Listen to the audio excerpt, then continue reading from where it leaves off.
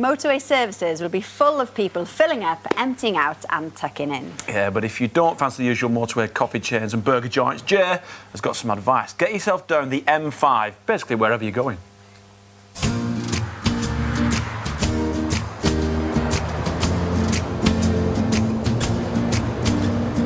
If, like me, you spent hours on the road, you'll be familiar with the tedium of motorway journeys and the banality of the motorway service station. If you ask me, they're all pretty much the same, bland, unimaginative, and not the sort of place most people would choose to eat. But not this one.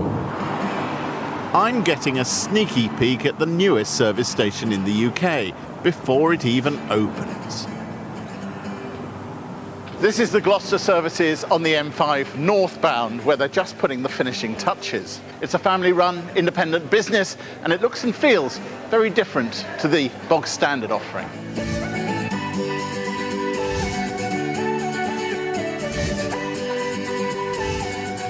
No Costa, no Starbucks, no McDonald's, no Burger King, but there is a butchery counter.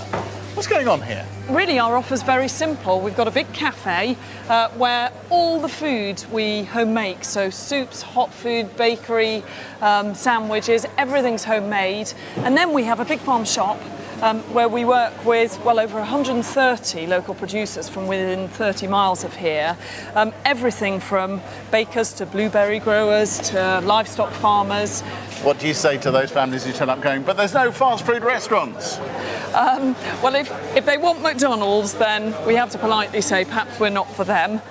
Don't think local means cheap, though. Prices are typical of other service stations. Around £3 for a coffee and about £8.50 for a main meal.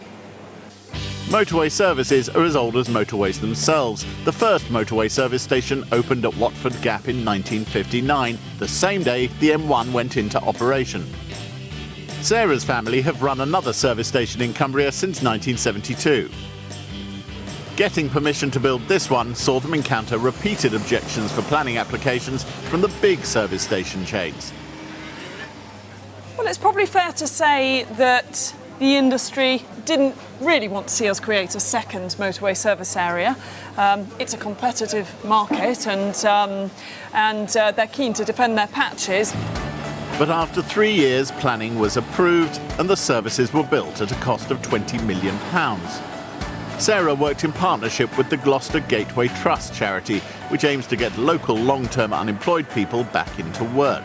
60 have been taken on, including Kevin Bond. I had a breakdown and clinical depression. And then my wife, she said to me, look, you've always enjoyed baking, so why don't you get into that sort of work? So I contacted the college and they just had a cake decorating course. And it started with that? And it started with that. What does this job mean to you?